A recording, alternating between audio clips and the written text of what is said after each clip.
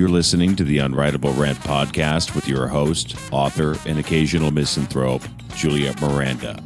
Go to theunwritablerant.com and you can subscribe on iTunes or connect with the show on Facebook and Twitter.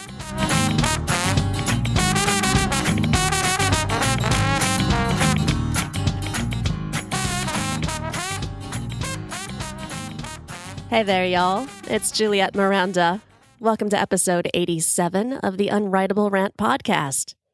It's bourbon time, y'all. My glass is here, ready and waiting. So what do you say? Join me in a toast. Grab a glass, fill it up, and let's say cheers. Whew. All right, this is a crazy, surprising kind of bourbon that I've got in my glass here. Today, my drink of choice is Woodford Reserve Distiller Select Bourbon. I am a huge fan of Woodford Reserve. They are consistently excellent. But I'll tell you, this Distiller Select variety, it is incredibly surprising. It does not taste like any other Woodford Reserve release that I've had. And I know they have several. In fact, I think the Palmer House Hotel in Chicago has their very own version of it. And that's a high proof one. This one, the Distiller Select, is about 98 proof, I believe. Now, I can't seem to find any notes on mash bill or aging, but I'll tell you, this definitely tastes like a small batch, delicious bourbon. It has an incredibly distinct flavor. Right off the bat, it tastes very oaky. You get that sort of woody sort of flavor to it, a little bit of tobacco. It's really kind of supple because once you kind of roll it around in your mouth a little bit, it becomes fruity, and then on the back end, very peppery. What I love about this bourbon is that it's got so much flavor and it's not a pricey bourbon at all. We got this bottle for less than $30. Now, right now I'm drinking it straight up. I would suggest putting a little bit of water in this or maybe an ice cube because you do taste a little bit of alcohol in it. So the water or the ice is just going to kind of mellow it out, smooth it out, and make it so super easy to drink.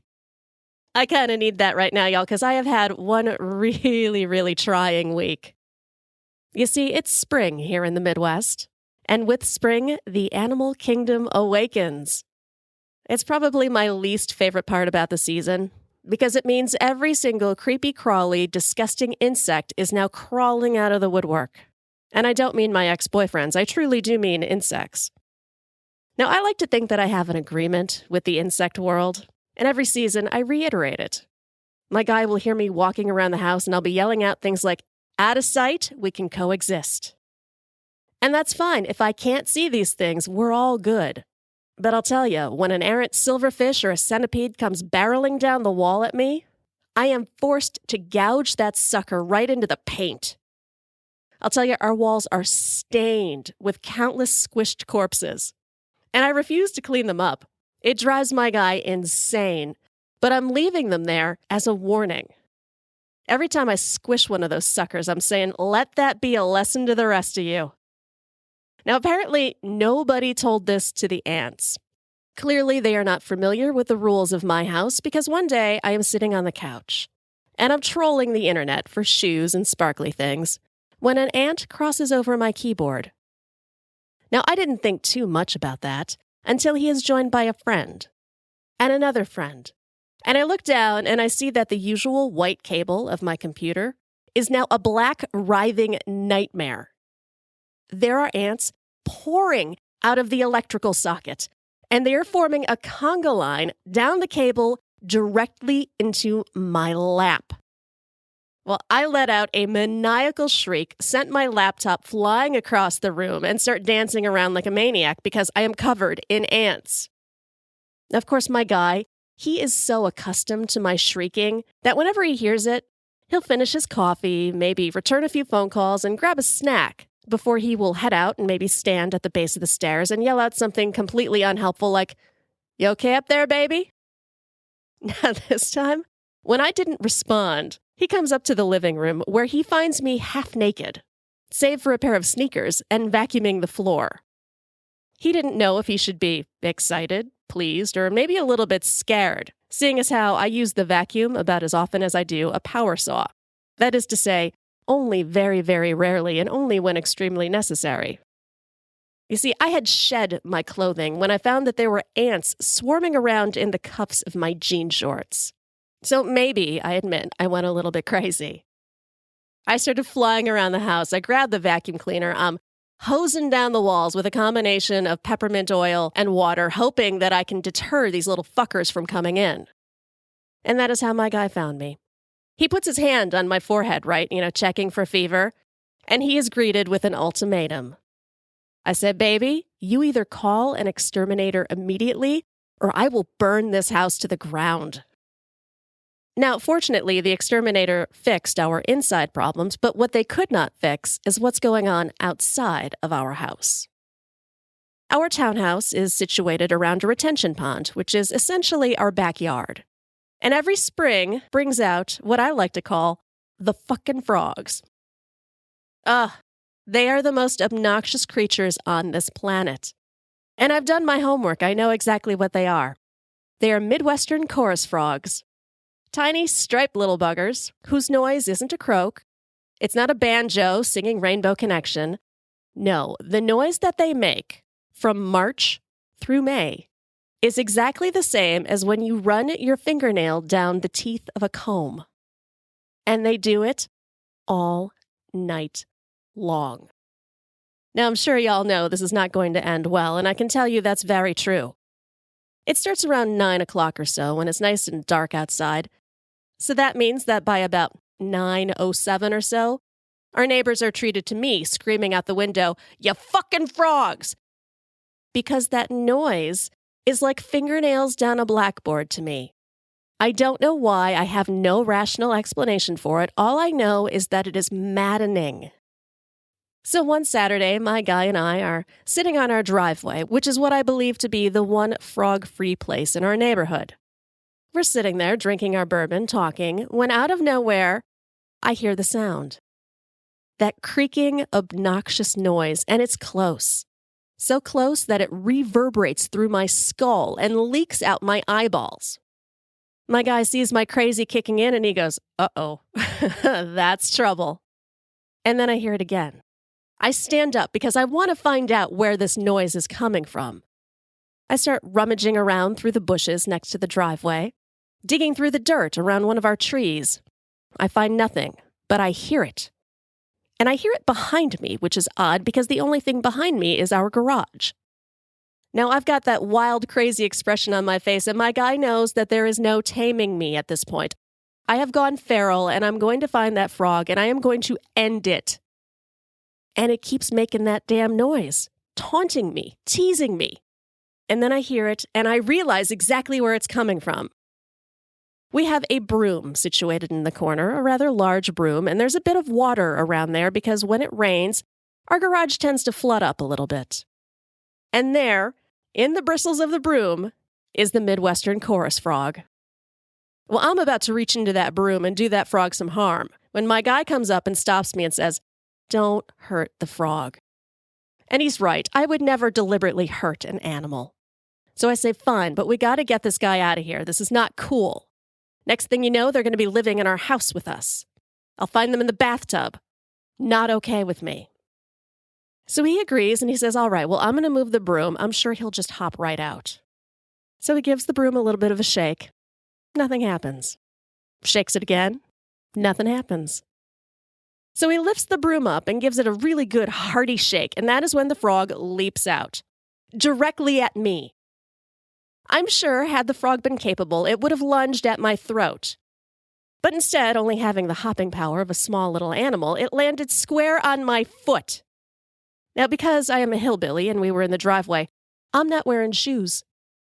And I look down and I have a frog on my foot, which, in my deranged condition, was somewhat terrifying.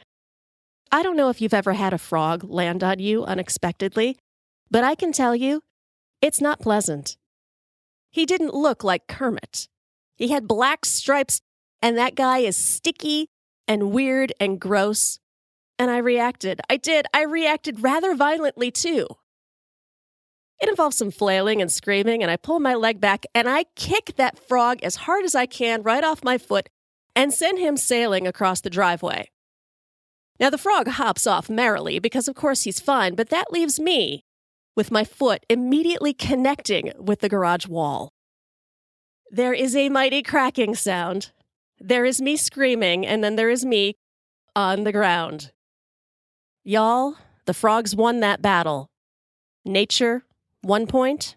Me, 2 broken toes. And if y'all will hang on while I have a little bit of bourbon, I'll tell you how that story ends. Oh, I needed that. All right. So picture this, y'all. I am crumpled up on the ground, swearing, wishing every frog on the planet irreparable harm. My guy picks me up and puts me in my lawn chair, and we assess the damage. We see that I have ripped 1 toenail off, and another toe is turning a very unnatural shade of purple and swelling rapidly. I'll tell you, it was excruciating. I had never kicked anything so hard in my life. My guy looks panicked and suggests that we make a visit to the local emergency room. Y'all, there is no way in hell I am going to the emergency room. For starters, I have something of a deep-rooted and kind of irrational mistrust of medical professionals. Now, this stems from my having grown up in the 80s and spending many, many nights in the hospital as a kid. Because in the early 80s, it may as well have been frontier days as far as the medical profession is concerned. This was back when doctors could still smoke in examination rooms, and the treatment for severe bronchitis or asthma was to pump me full of antibiotics, give me a box of popsicles, and stick me under a UV lamp for several hours. Now I realize times have changed since then, but not necessarily for the better. Hospitals are so treatment-happy these days, I feared that I would hobble in for a broken toe and come home without a kidney. Crazy or not, there was no fucking way I was going to the emergency room. Besides, considering our last trip there, I didn't think we'd be exactly welcome. Admittedly, this was maybe about 9 or 10 years ago. My guy and I were living together, not married, but talking about getting married. And one day he had asked me what kind of engagement ring I wanted.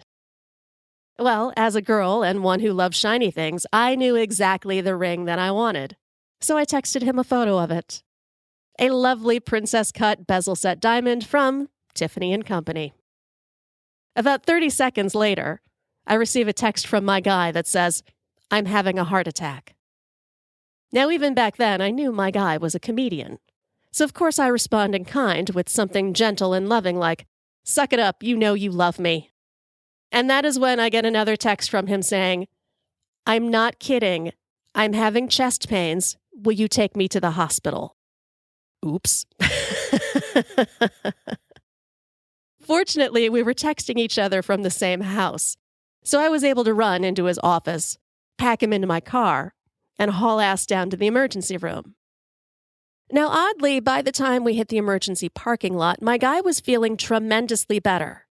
Still, there was no way I was going to mess around with that kind of emergency, so I insisted that we head in and have him checked out.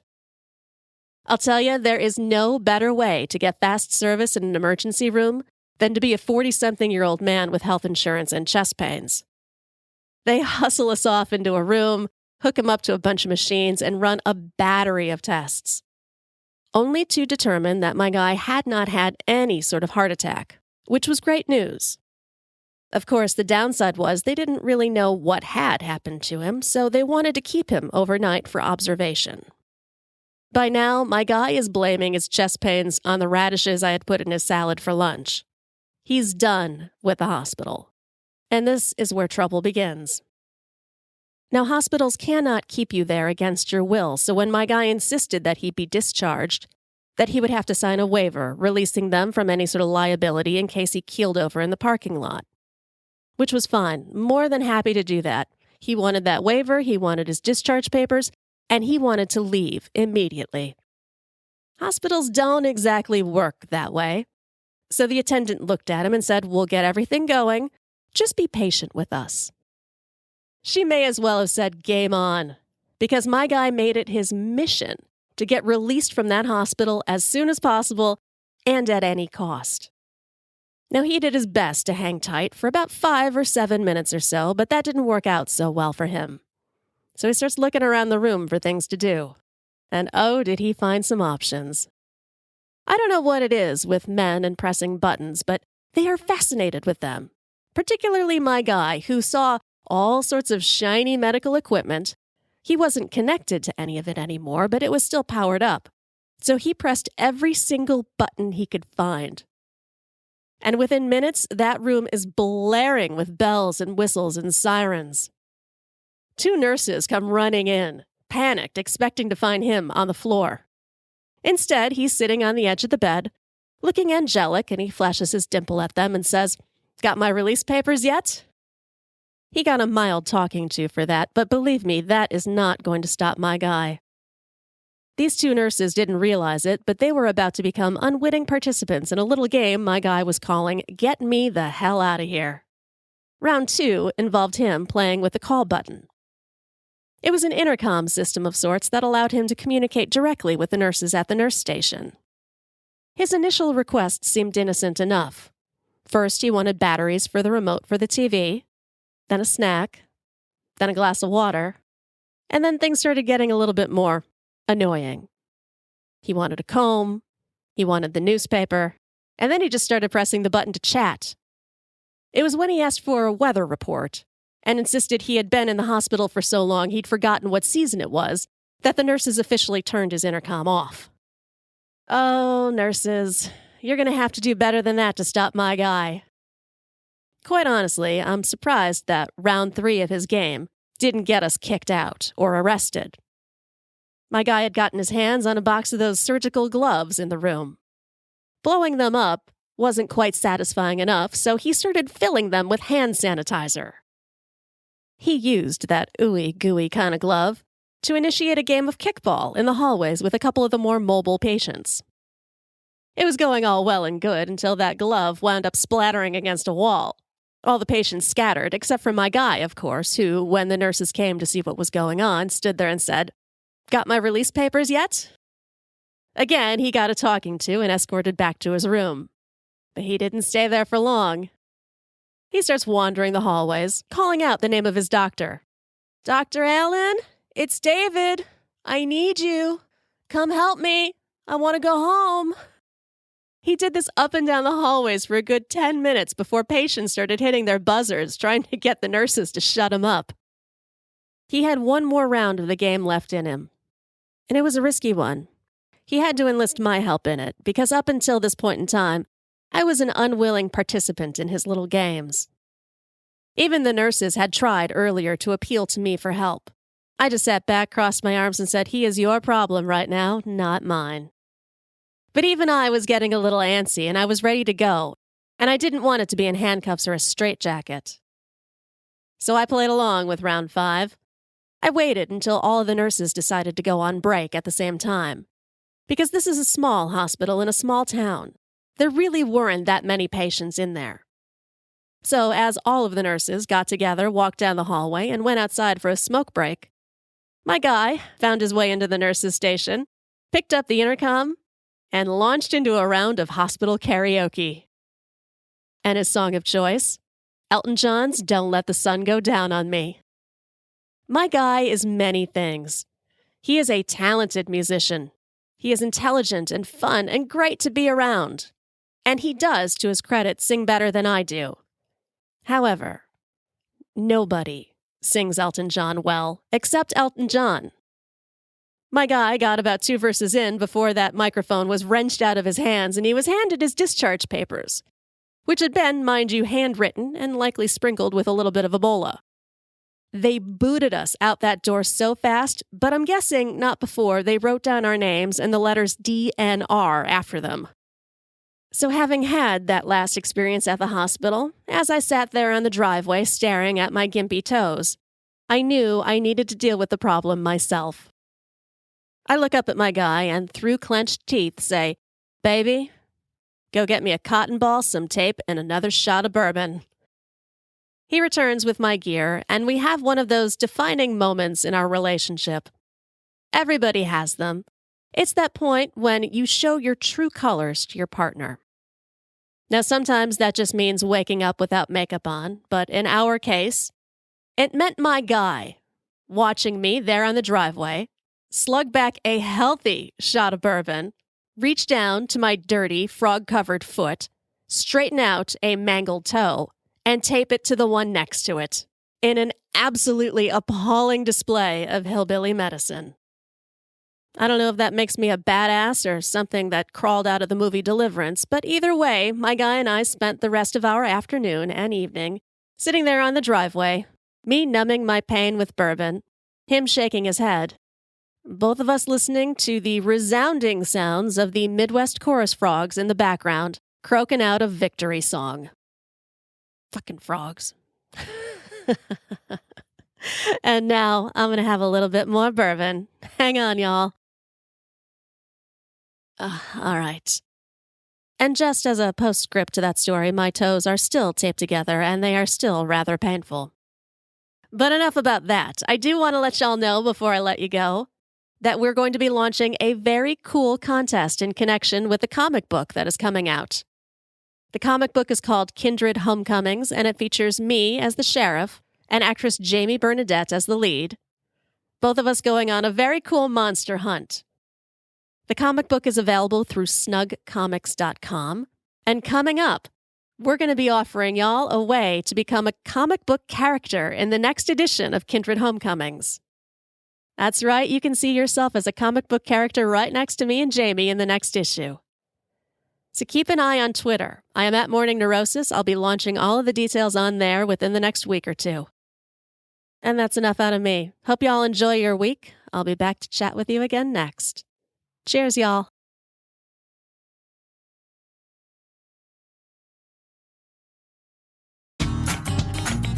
Go to theunwritablерant.com and sign up to get early access to interviews and new videos.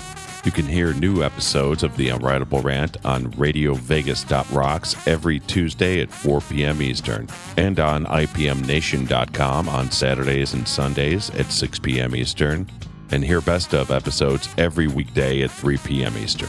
And don't forget to connect with Juliette on Twitter at Morning Neurosis. Girl, you as pretty as a Sunday morning, standing on the corner at Carondelet. What you say we make our way up to Bourbon, couple hurricanes and a hand grenade, and get blown away. Let the chips fall where they may. If it's all the same, what you say, bon ton relay.